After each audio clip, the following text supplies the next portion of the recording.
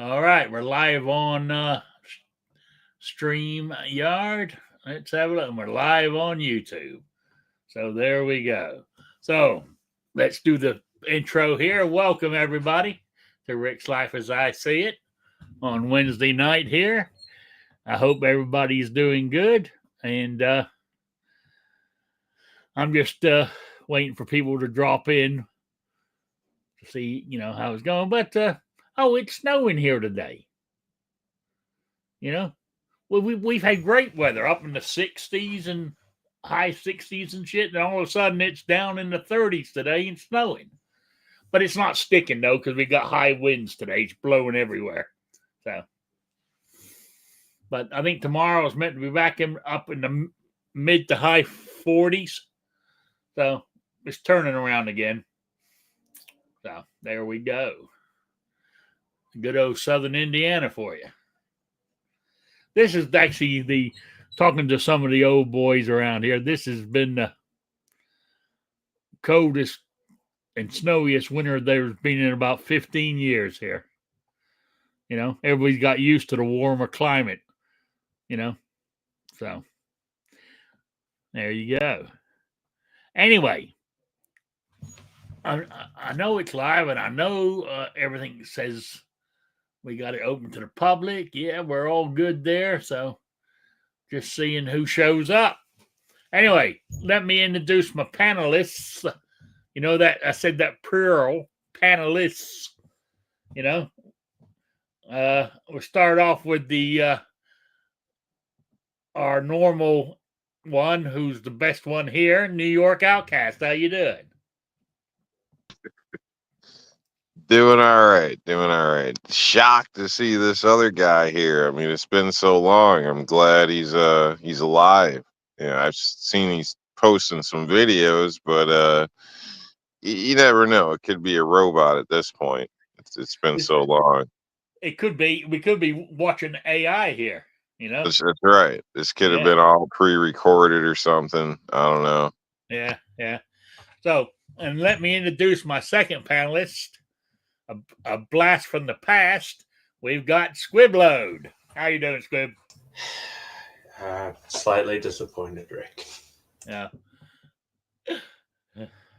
I always disappoint you somehow. I'm just waiting for people to show up in the chat right now. We only got one person showing up. We must have some lurkers out there. Always takes them a while to get going. So there we go. Anyway, I got a whole sheet of topics tonight. So, and I got a question. Actually, we can go straight on to the topics if you want while we're waiting for people. Give you guys, here's my first one. Oh, no, I'm going to get off of that. I just want to let you know I went shooting this past Friday. Took the 0308 with me and went down there. It was about 120 yards, I would say. With the 308, got 20 out of 20. Hit it every time. 6-inch steel target at 120 yards. With a 308 with a scope on it, if you miss it, you're doing pretty bad, really. I mean, I had that scope zoomed in. I mean, it was like I could go reach out there and touch that target. It was it looked so close. But I got hit 20 out of 20, and was quite pleased with myself. The guns, the rifle is working flawlessly, which I like. But on the part B to this little thing I'm saying, guess what Bear Creek Arsenal is selling now? Bolt action complete uppers for the 308. Drop it right onto that 308 lower there, and I could have a bolt action. Why do I want one? I don't know, but it sounds kind of cool. I've been meaning to put one together. I want to get a straight pull. Cali Key makes a straight pull adapter for the AR, and for years I've said, "Oh yeah, I'm gonna build one. I'm gonna put one together." I haven't got around to it, but for some things you don't need the rapid follow up shot, that sort of thing. For them, it's how do I own an AR in California with without all this other crap on it? Well, we just make it bolt action, straight pull bolt action, and then you can have everything else on it, right? For me, it's kind of like just like that sounds something interesting, something I would try out at the range or maybe even use for hunting. Not that it gives you any sort of advantage, really, but it's just different. Now they've got the lever action ones too. Yeah. But I thought of the bolt I was thinking more of like if I, we get that 300-yard little range done this summer, I'm not going to be doing rapid fire. I'll be taking my time shooting them. So a bolt action would work for that. And if I was going to go I would love to find somewhere where I could really take it and see how far I could shoot it. That's more of a bolt action job, than just keep pulling the trigger on it. But anyway, that was my thoughts. And the price is right too. That's what from Bear Creek Arsenal, you can get that bolt action complete upper for around $330. Which I thought was a pretty good price. I think that was a 20-inch barrel on it. So I like to have a longer barrel for a bolt action, but I can look around elsewhere for one too. But we'll see. That's another one to add to my list of what I want. Right now, as I told you, the top. Well, I got two number one items that I want this year, and that is a suppressor for the AR-15, and for no other reason, just because I think they're cool, I want a lever action 410 shotgun. You've been talking about that lever action 410 forever, Rick. I know, but it's got to the number one slot now, sharing with the suppressor silencer. He's consistent. Yeah, I've been going on about it. I will get one. And but that's on my what I want to buy this year. One of those. I'd like to get both of them, but you never know. See how the year goes. See, you got that big fat Social Security check. Go for it, man. Hey, we might get a $5,000 thing from the government too. I doubt that's ever going to happen, but it's nice to dream. I heard that was going to be basically that a lot of people may not get that. I don't know. It's something about you got to make over 40 grand, and I don't know if you're pulling 40 grand on Social Security. So basically, if you receive a tax return, you're probably not getting it. If you pay money, then you may get it. Is from what I've heard. So depending, it's like you got to be upper bracket, not like top, but so I think it's over 40 grand. Democrats are right. This is just for the rich only. I don't know if I'd call over 40 grand rich. I definitely wouldn't call over 40 grand rich, but that's I guess depends where you live and income or whatnot. But 40 grand is still below the national average. Yeah, but I mean, everything they're finding is just from like last year or the year before. How many years has this been going on when I was a big contributor to the U.S. taxes? I don't know, man. I'm just saying what I heard. I don't know. So I don't trust your sources or whatever they got. So anyway, we'll see what happens if that ever comes. Yeah, I don't know. I Like don't think it will, but you know. But I said it's nice to dream. All right, what's okay? Oh, question. I read this in one of my magazines. Ammo for your. Now, I think we discussed this one. I'm not sure if I discussed it with you before, but a handgun and your long gun in the same caliber. You know, that way you only have to carry one. You know, but my question is, say for argument's sake, let's go with a 9mm. Say you, for the people that want to use, I can't talk too much. I'm using a 380, but you do a 9mm, 147 grain. You know, what's the word I'm looking for? Hollow point or Full Metal Jacket? Hollow point, yeah. Okay, in your handgun.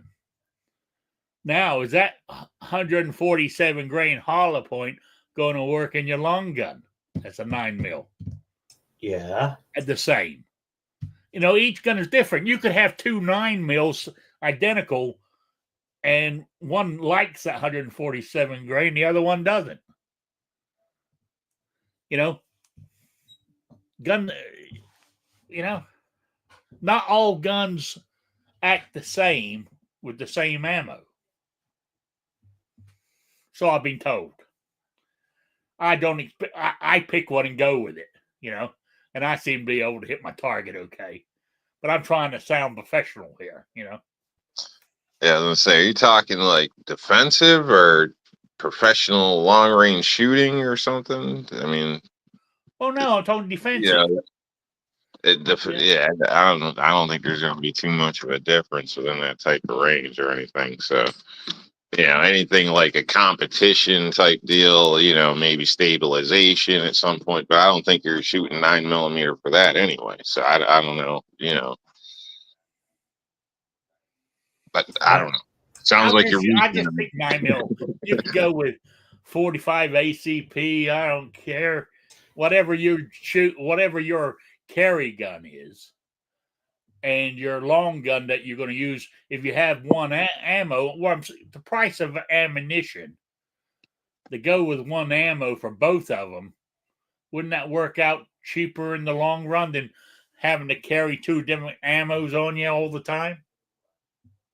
Okay, so I've seen this before where somebody has gone down to one caliber or just a couple calibers and sold off all the stuff that isn't this, that, or the other to save on ammo costs. Yeah. Or somebody's wanted a matching sidearm for their long gun, you know, for caliber. And if you're reloading and stuff, maybe you're going to load one a little bit differently than the other or something like that. You know, maybe you got Full Metal Jacket in your carbine and you got, you know, hollow points in your semi-auto or your revolver or something like that. But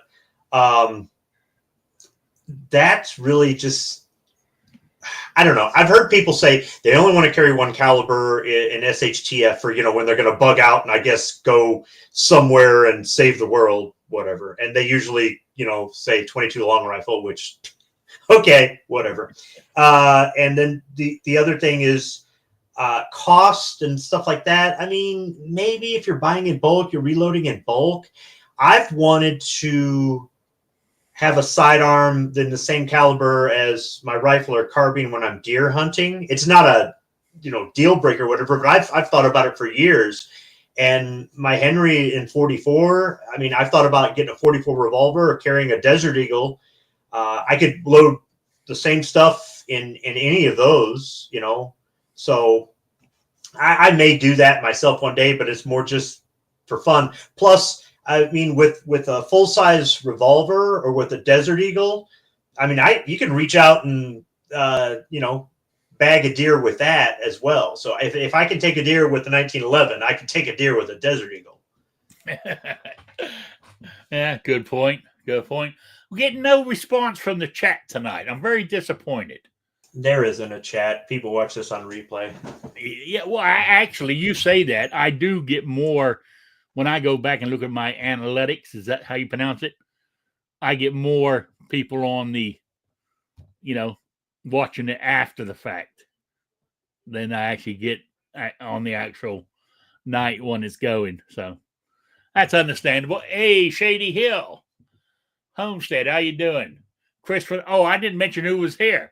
2 Live Moo and Chris from the 740 Shady Hill Homestead. That's all that's showing up right now. For a minute there, I thought I hadn't hit the button to go live. Hello, everybody. Hello. I know there's 1 or 2 lurkers in there that, don't talk, but just sit there and listen, But to that topic, I was going to say, I think it's probably, I'm kind of that guy. I don't just shoot one caliber, but I stick to a certain group of calibers typically because they're NATO calibers, they're widely available, they're mainly affordable. You know what I mean? So because it's cheap and because if things go bad, they're going to be available. That's why I stick to those. And I don't do, Wildcats or anything expensive, basically, because I'm cheap. So maybe that justifies a little bit of what you're stating or whatever, but I'm not just going to own just 9mm or just 22, there's that variety across the board, but they're all well established calibers that are, either sitting in stockpiles, mass produced, or, still in common use today. So you can find a box at any store, basically, versus some of the other calibers where it's, you got to kind of search around, at least over here. Like you can't even really find 410 around here. So, let alone like, 30-30, 30-06, you might find a box, like a certain one brand. That's it. They got 5 boxes on the shelf local. That's all you can find. So as far as stockpiling or anything like that, it's going to be a lot of driving, a lot of different lots, or you're buying online, along those lines. So, again, there's guns I would pass on just because I don't really want to get into the caliber. All right. Yeah. But the other part I mentioned where I was going on about the same caliber and, 2 different, shooting differently, that your gun doesn't like it. I've watched a couple of videos, and as we were talking before we went live, YouTube doesn't lie to you, is somebody will be shooting, for argument's sake, a rifle and using, say, 168 grain, and he's doing his test shots at 100 yards, and all 3 of them hit the center circle. Right now, he gets a different brand, and say he's shooting 180 grain, but it's shooting 3 inches low and to the right. But it's it's the same bullet. No, it's not. It's a different weight bullet. It could be a different configuration of a different bullet. It's going to be a different powder, different charge. If you dial in your scope for one particular type of ammunition, the same brand, the same powder charge, the same bullet, that sort of thing, and you're consistent with it, and then you go grab something else, you may not get the same results. Yep. Completely right. Like your point of impact will be different with a different round, whether it's different weight, different manufacturer. That's why, like with my rifle, I bought a shitload of 1 ammo, zeroed all my shit to that, and then I go practice, shoot, make videos, and if I'm a little off, I really don't give a shit. It's not a big deal. It's not a life or death situation. Shit hits the fan, I'm going to that lot where everything's zeroed for that. Something along those lines. If it's life or death, you know what I mean? If I have my preference. Any close end home invasion, if I grab the wrong thing, it's not going to matter. It's really not, within the house that much. But, as far as any kind of longer shots, I mean, Scoot is 100% right. Yeah. That's why, like, in a way, you should try to practice with the same weight as well. It's not going to be 100% always, but try to keep everything as close as possible for best results, in my opinion. Yeah. Now, Rick, when I started using my 450 Bushmaster, I made up a bunch of reloads for it, or hand loads for it. And I went out to the range and I dialed in the scope for, I think the one that I had made the most of. I tried a couple different ones in it, different powder, different charges, different bullets, things like that. I wanted to see if it had trouble cycling. I wanted to see if there were any sort of issues. And probably the one that I made the most of, the biggest batch, I dialed in the scope for that. Then I went back and I bought a box of this and a box of that and a box of this. So I had 20 rounds of all these different commercially available cartridges.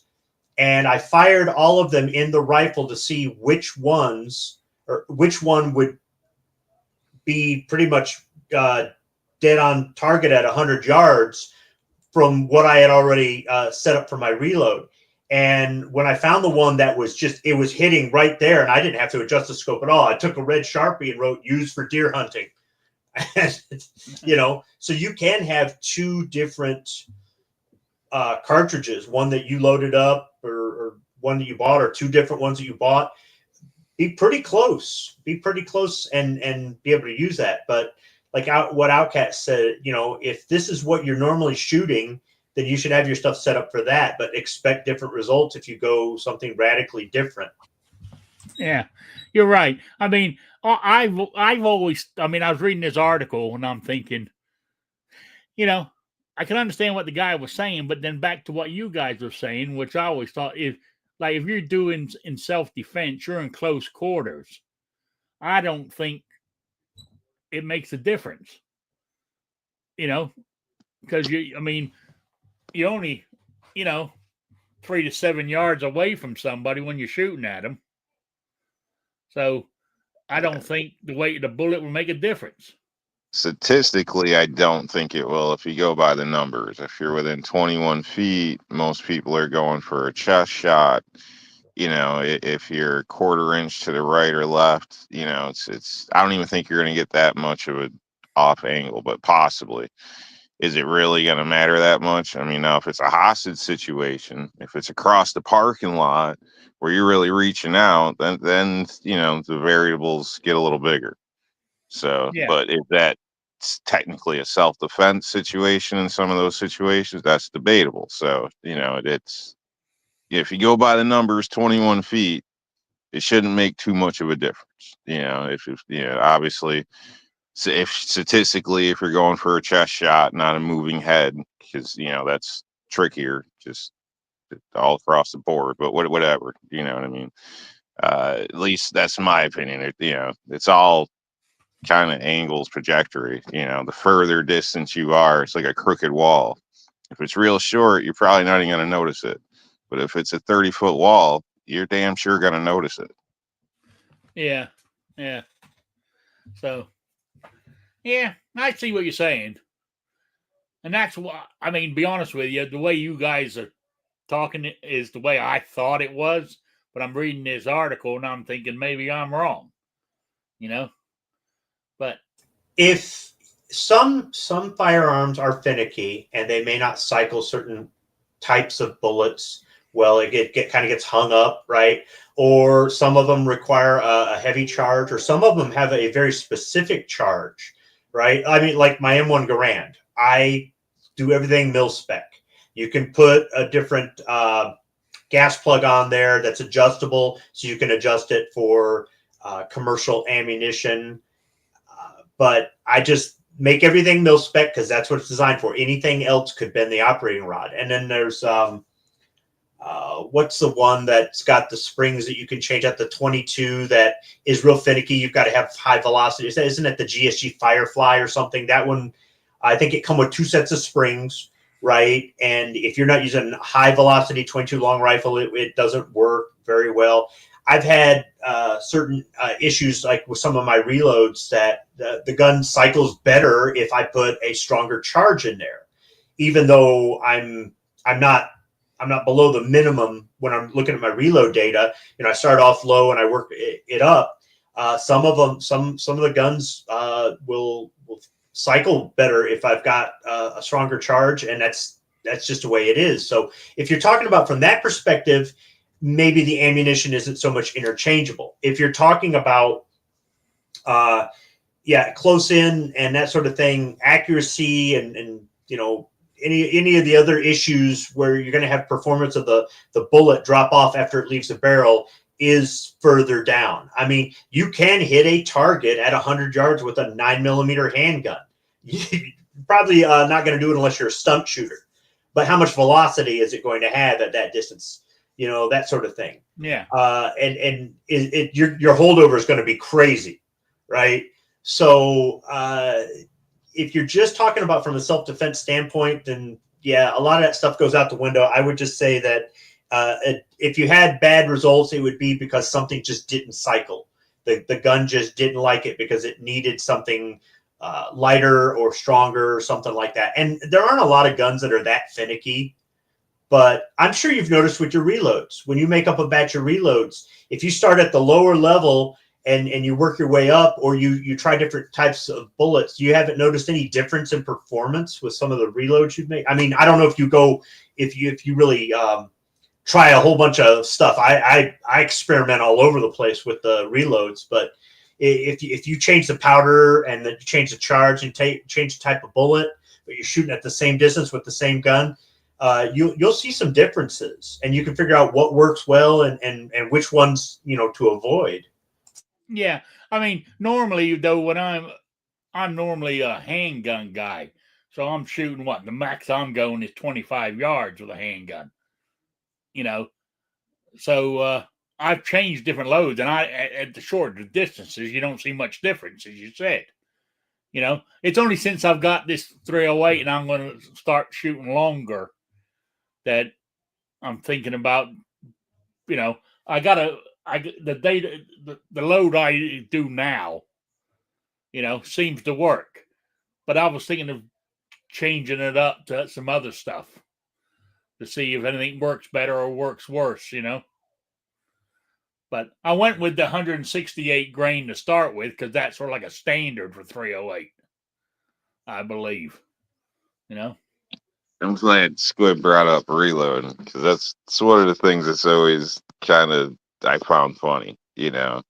People, they get into reloading and they say it's to save money, although maybe you're not really saving, but you're shooting more. I've heard that, but either way, you can control the factors in a sense, and then everybody starts playing around, and so you got a shitload of stuff. 20 different rounds. You got 5 different powder. Nothing's consistent. So if anything really goes bad, like, you got to have a different zero on all this different ammo for anything like that's 100%. It's kind of like, I would think you would play with it, find what works, and then just mass produce that for your gun. And that's all you shoot for that gun.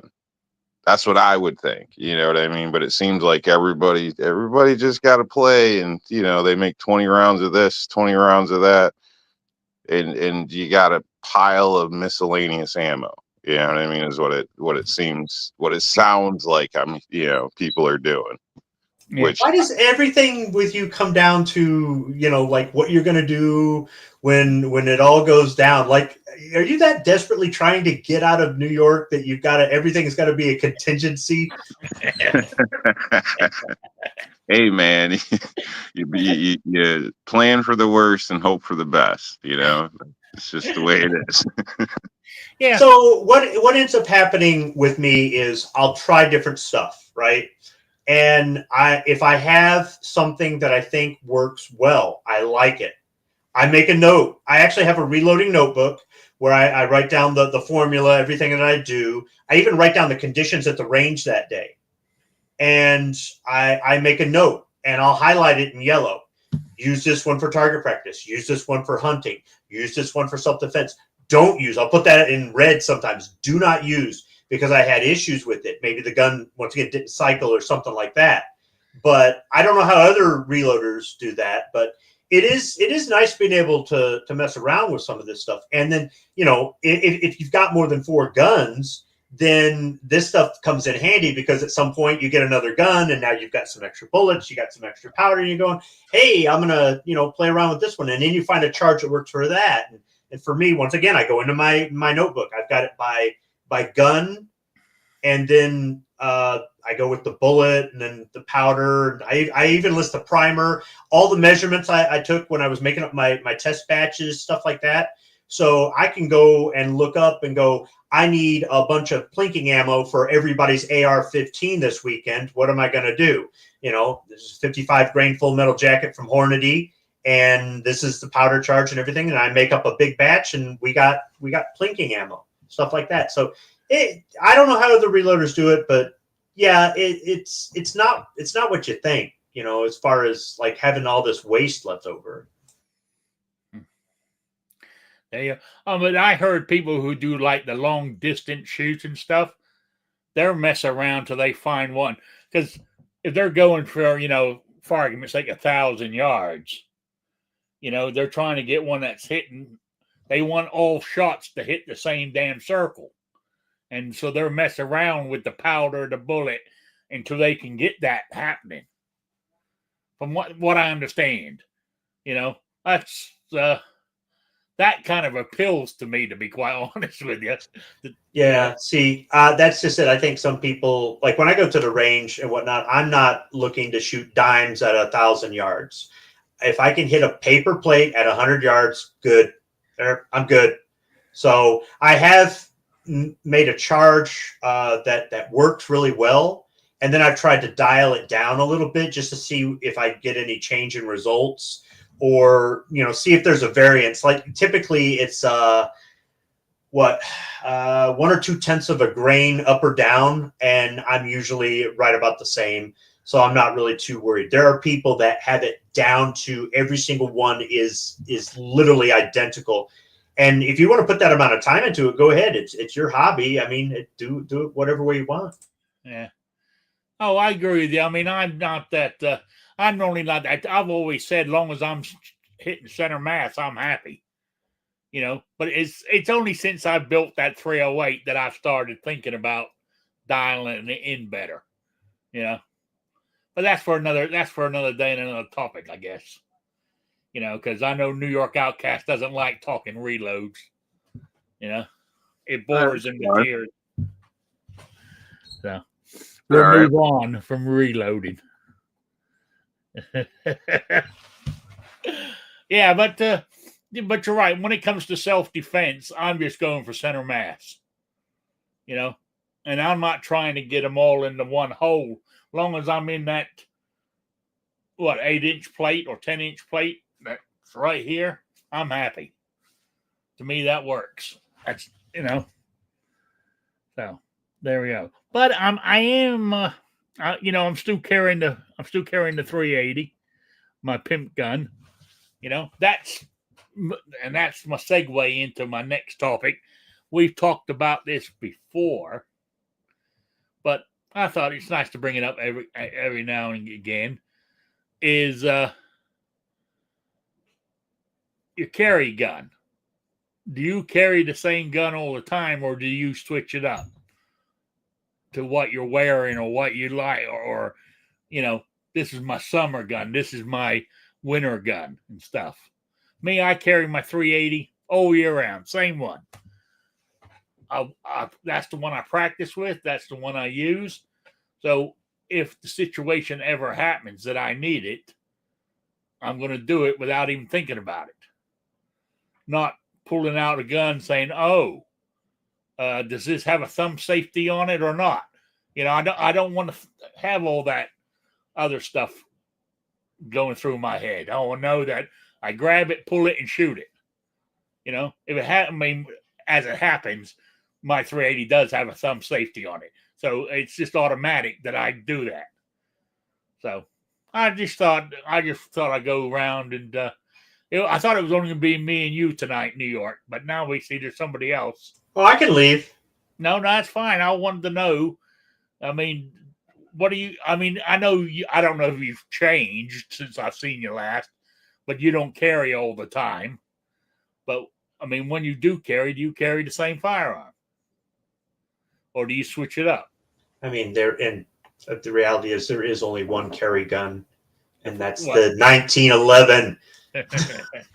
No, I've got if I've got a holster for it, then I carry it. So I've carried my M9, I've carried my high power, I've carried my 1911, I've carried my G2C. I've open carried my Tokarevs.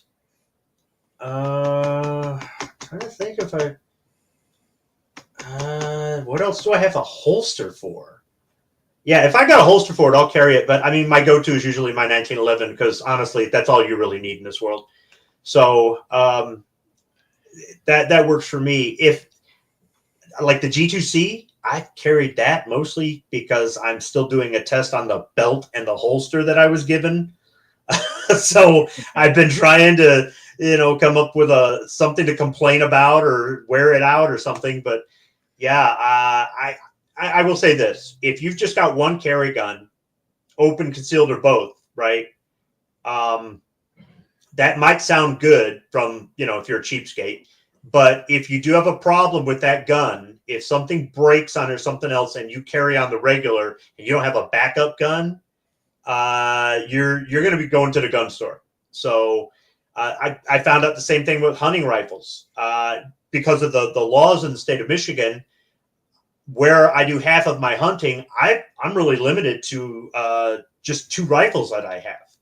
My other stuff I can take, but it's a further away drive and that sort of thing. So it's good to have a backup hunting rifle. I'm actually thinking about getting a 3rd rifle for the zone that I do half my hunting in, just as another backup. So I'm sure competitive shooters probably have backup guns, right? Yeah, I'd imagine they do. I mean, I have other guns, but I always carry the 380. If the 380 broke, tomorrow, I would more than likely what I have a holsters for is my original carry gun, which was the Smith & Wesson full size 45, and I have a holster for my 1911. So I would use one of those and get my 380 and fix my 380, then go right back to it when it's fixed. And I do shoot those other 2 guns, not every time I go shooting, but through a course of a year, I'll shoot them every few months to make sure to keep proficient in them. So that's what I do. What about you, New York Outcast? I'm that cheap guy, but I pretty much cycle between 2 or have 2 depending on what I'm doing. So they're pretty much the same 2. If one went down, I'm comfortable with the other. So I guess it's one or the other or something along those lines. I don't know. I get what he's saying in a sense. If something goes down, obviously it could be a problem. Or say you've used it in a defensive situation, it may be evidence for a while. So I mean, there is ways that it could be out of your possession for a while legally. So it is something to consider. Just having one that you're comfortable or familiar with, I think could put you in a bad spot later if something unforeseen does happen. So but I pretty much depends on weather for sure. I can conceal my shield a lot easier than my full size. So in some cases I would state I carry that more often, probably the majority. But or that's always with me. I may add to it. I should state. So, but basically, yeah, that's just basically for concealability. So, um, but again, I can't be seen as brandishing in my state or anything like that. You're not allowed to open carry, so it's different than say if I lived in PA. Then I may just carry the full size on a regular basis, not carry. I'd probably do the same thing I do, which would, in some cases bring a backup. So I don't know. But you could, if somebody's seen it, it wouldn't, nobody's calling the cops. You're not worried about brandishing. So Yeah. That's like here. But we got constitutional carry now, or permanentless carry, whatever you wish to call it. So I can open it concealed or open, But if my 380 goes down, whether it breaks or it's used as evidence or whatever, I know what I would do. I would grab my old full size 45 M&P I used to carry, because I'm very comfortable with that firearm. Yes, the reason I changed it was because of my wrist and the arthritis. But I was thinking about this. I've been thinking about this for months, though. Really, when the situation comes to it, and I got to pull it, right? I'm only going to feel, it's only going to hurt me after I pulled the trigger. In a defensive shooting, I'm not going to be thinking about my wrists, So, I've actually, I thought with the idea of actually even going back to carrying the M&P 45, to be honest with you, but, it's not as cool looking as my pimp gun, though, but, but anyway, that's my take on it. Also, where I was going, like my 380 has the thumb safety on it. It's the only way they sold it when I bought the Performance Center one at the time. But my full size M&P 45 has a thumb safety on it too. Now that was bought when because I never, as you guys know, I never had anything to do with guns until I bought that one, and I was thinking I was more scared than anything else. It was the safety thing. That's one extra thing. It's not going to go off, until I push that down. That's more than what I was thinking of. But I've got used to using it. See, so and it comes in handy knowing about the thumb safety when you have a 1911 too. It's there. It's just, to me, it's automatic. And I think if I carried a gun that didn't have a thumb safety on it, me pushing it down wouldn't make a difference to me pulling the trigger. I'm not going to go look and say, well, oh, why isn't the thumb safety moving? I don't know. That's my story, and I'm sticking to it. So. Well, my shield has a thumb safety. My full size doesn't, as far as carry guns or whatnot. So yeah. But I technically started pretty much with 1911. So to me, I would just always sweep for the safety. So you could say I'm wasting time. I don't know. It's just part of my draw. So usually a safety's not even on.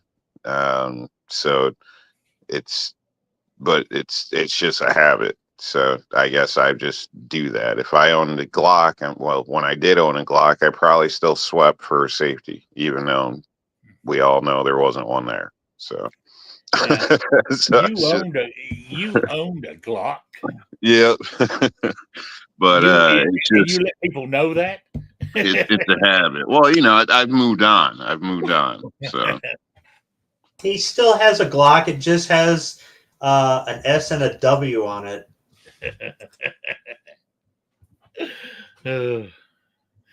Yeah. So there you go.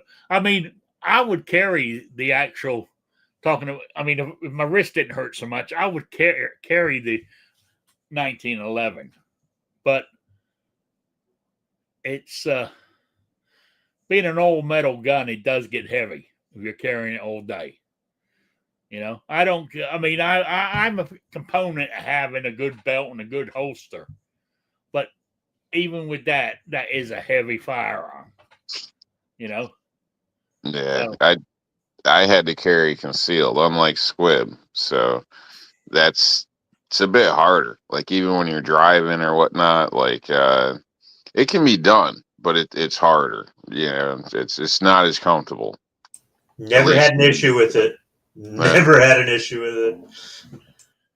to me, it's night and day switching to something smaller. So and actually still being able to draw from like appendix in the driver's seat, like the full size. It's even full size M&P. It's trickier. So it's lighter than the 1911, but it's basically the same damn size. So it's trickier. So it's definitely faster with the smaller gun for me. Well, driving. So being in a driver's seat. So that was one thing that was kind of a pain, or it would always catch on the seatbelt part where if I was like 3 o'clock where you buckle in the plastic housing that you're actually snapping into, that would always be like I'd have to set things right, or it could sometimes be a problem. So not like it was going to go off or anything. It's a comfort issue where it was just not the most comfortable gun to carry around every day.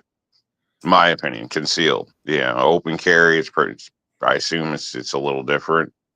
Driving's probably still not the most comfortable position, but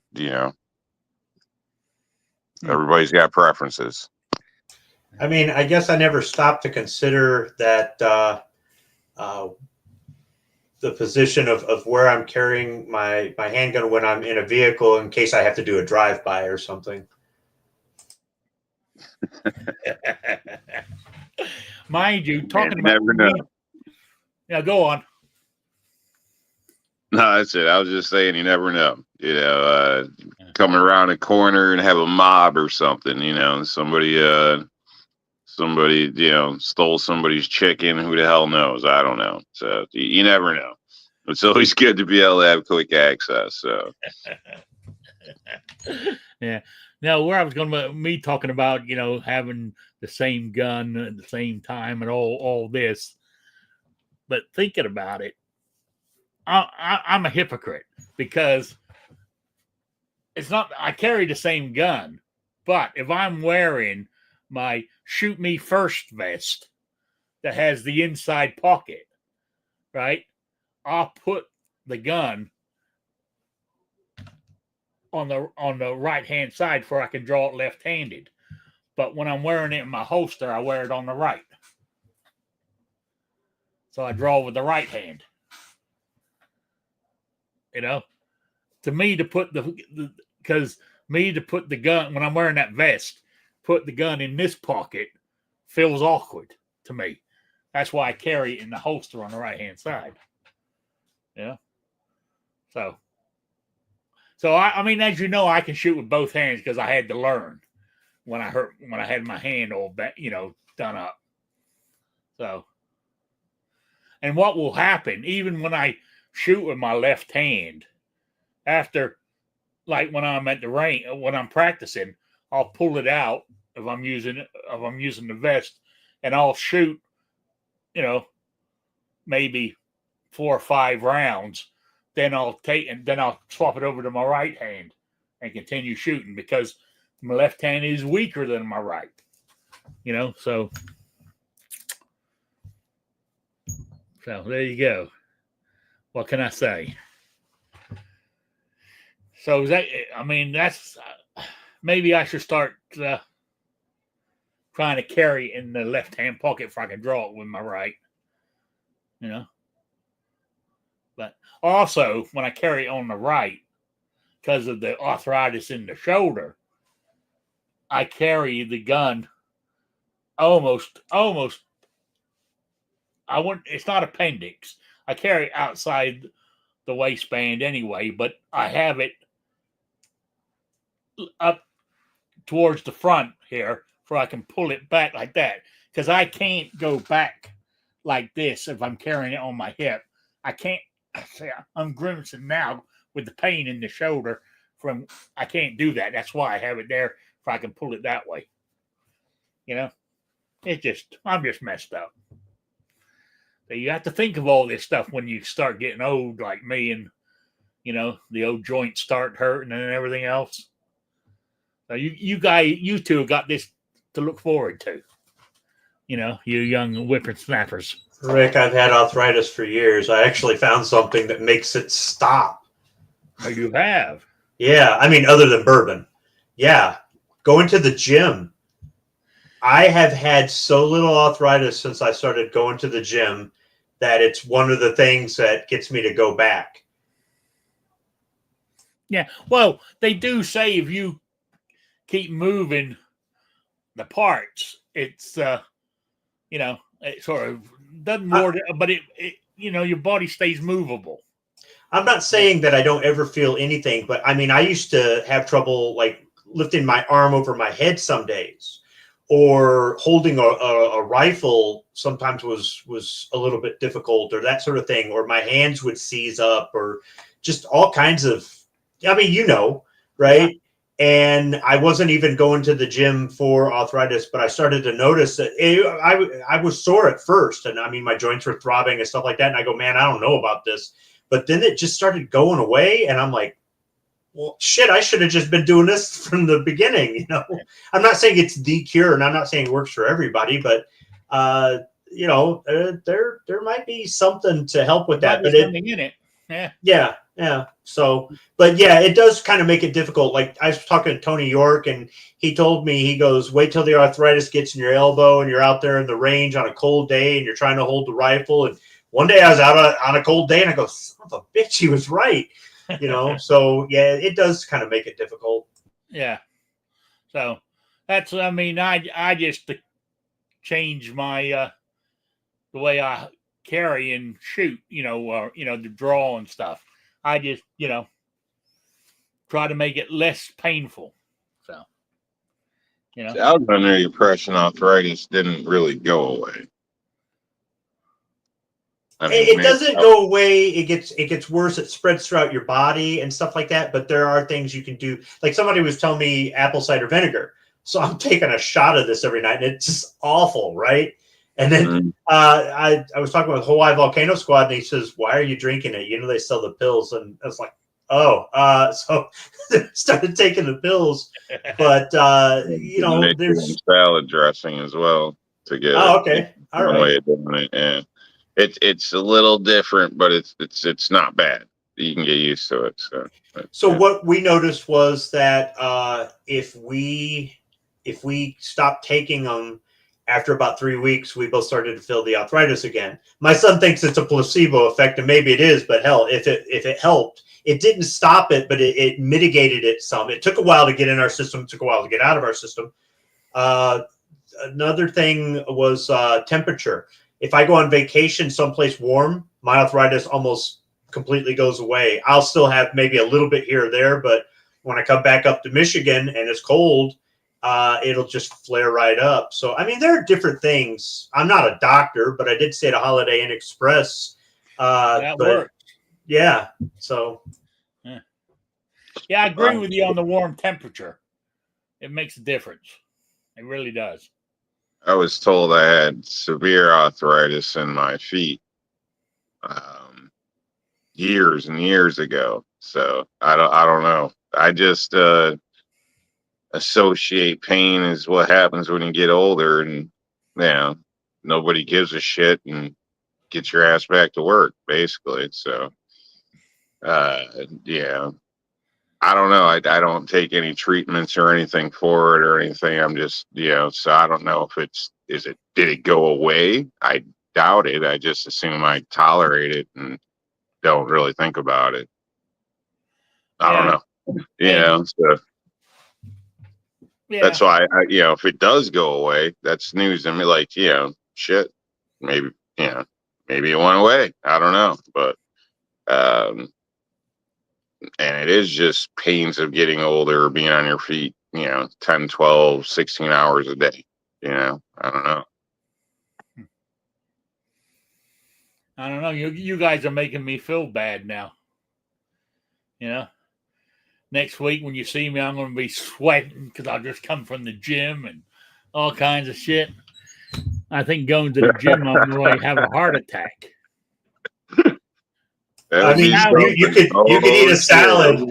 You could eat a salad. Now, here's the thing: don't put dressing on salad because dressing is fattening. Okay, what you can put on salad is lemon or lime juice, or you just eat it with nothing on there. You go, ew. Okay, it takes a while. You start to get used to them raw vegetables, but you can put more on a salad than just green leafy vegetables. You can put walnuts, cashews. I like strawberries and blueberries both on my salad. Tomatoes, mushrooms. You can put different kinds of lettuce, all kinds of things on there. And now the salad starts to get a little bit more solid. If you are eating unsalted walnuts, those are healthy for you. You don't have to worry about sodium or any of that other stuff, and unless you got some sort of nut allergy, which is made up bullshit, by the way. But you can make the salad have a little bit more substance. If you're just eating like cucumber, celery, and lettuce, you might as well just be chewing on air. So you've got to put something healthy in it that kind of, you can put some cheese on there, or you could grill some chicken, right? You don't just, try to keep that saturated fat shit off there and stuff. I'll put some mild cheddar cheese on there, and that's probably the worst part of it. But I was watching something once where they had a chocolate sundae and they had a salad, and they said, which one's got more calories? And everybody pointed at the sundae, and they go, nope, the salad, because the salad dressing on it. So, yeah. Now, did somebody just bring you that salad, or did you have that before the show started? When I told you I was going, I'd be right back. I went downstairs and I had the stuff already cut up. I actually have more stuff. I like to put jalapenos on there, serranos, Fresno peppers. I'll put cucumber, sometimes carrot, other stuff. So I just took what I already had cut up, and I buy the walnuts and cashews in bulk at Sam's Club. So I just whipped up a salad real quick and just had it here off camera, and I poured myself something. So it all works. Yeah. Hey, all those times you say eat a salad at the end of the thing have paid off, New York Outcast. Yeah. I was eating salad before. I got the idea when I went to Chick-fil-A and I ordered a salad there, and it had all kinds of this stuff in there, and I'm going, strawberries and blueberries and salad. I'm like, this shit is good. So I started doing it, I just went to Chick-fil-A last weekend. Did you have the salad? No, I got. Oh, you should. It's excellent. The deluxe. I'll try it next time. But I got the deluxe chicken sandwich. It's good deal, man. I'll tell you that it's simple, but it's good. Also hit up Krispy Kreme too. Because while I was in town, I might as well swing through. Yeah, I agree with you. Yeah. Anyway, guys, it's almost 8:00, so it's almost time to quit. Plus, it's quiz to do the drawing on the quiz question. So I got to take care of that. Now, unfortunately, or fortunately, depends how you want to look at it, I only had 2 people enter. And so I'm going to do the draw and press my button here and see who wins. So here, let me give you the question. Where is it? Let me find it. What I wanted to know was, what is the oldest time capsule discovered in the United States? And it is the Massachusetts State House. It was buried in 1795 by Samuel Adams and Paul Revere. It's the oldest known time capsule in the United States. It was resealed. It was opened and resealed in 2015, and it was reburied for some reason. So that was the answer I was looking for. Was the Massachusetts State House. So let me hit my. It's buried at the State House. What? It's buried. Yeah, in the cornerstone of the Massachusetts State House. Okay, because I seen a seen a thing just recently about time capsules and supposedly the oldest for longest, and it's in a building like that, but it's actually in like I forgot what they call it, a vault with a huge granite piece, covering the wall, access to it. That's not supposed to be opened up for another 100 years or something like that. I don't know. So, but maybe that's hang on a minute. What's it say newer. Here? It was in the Massachusetts State House. Where exactly? I'm not sure.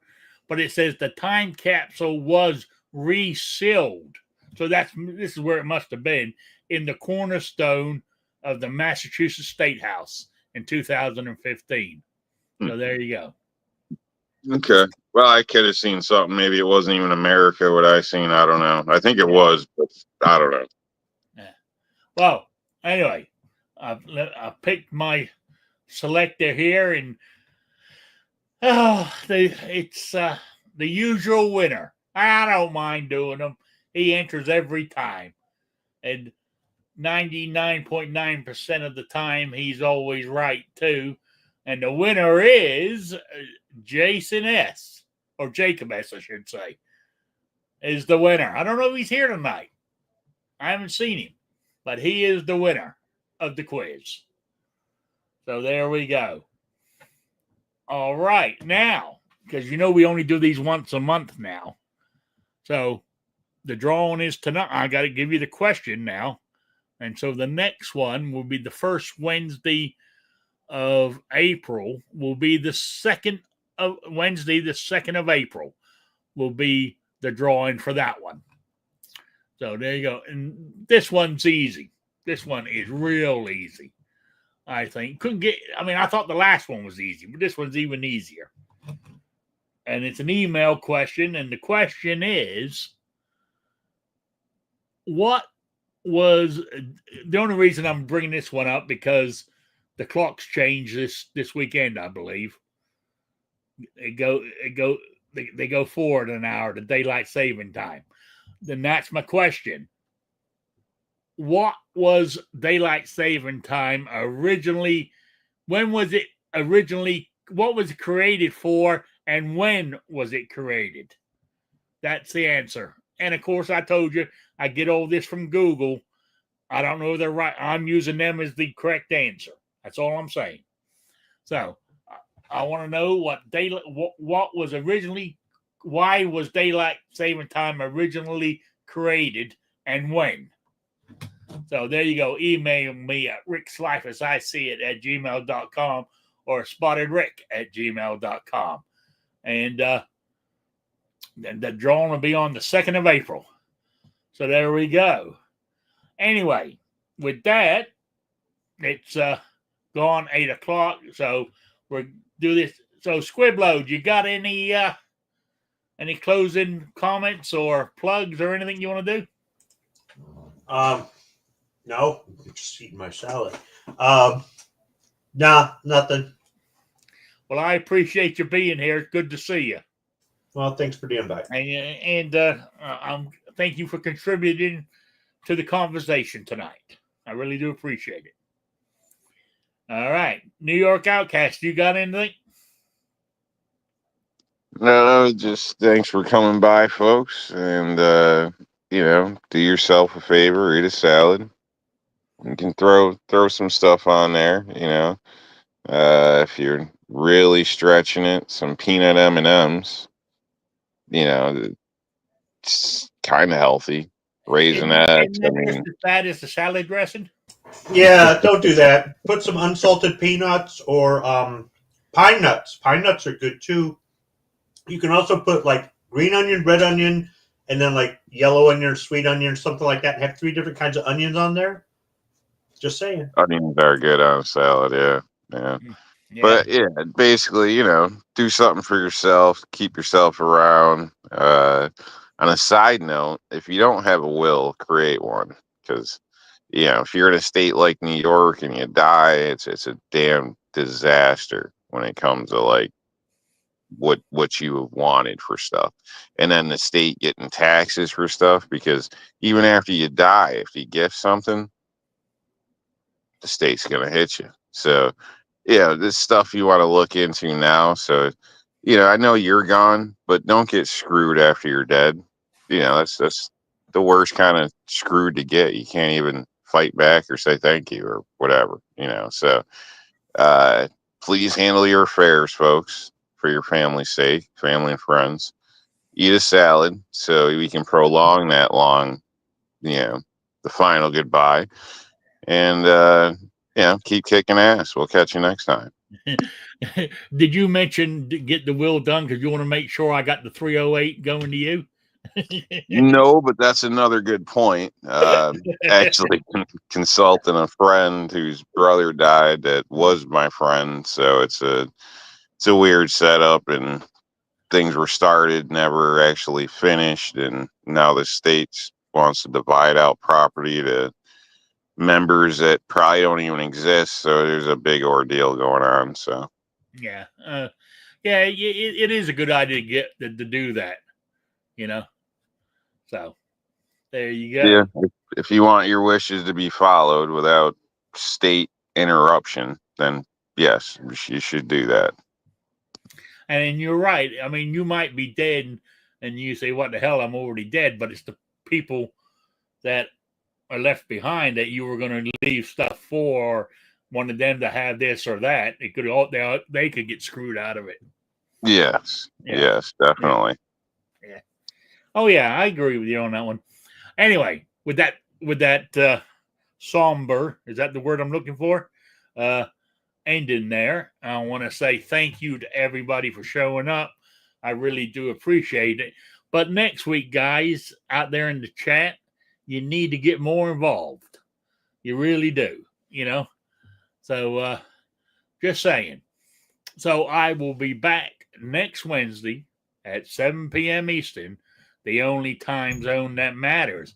And remember, this weekend, the clocks change. So I will see you guys all next week. So goodbye, everybody. Good night, Sabrina.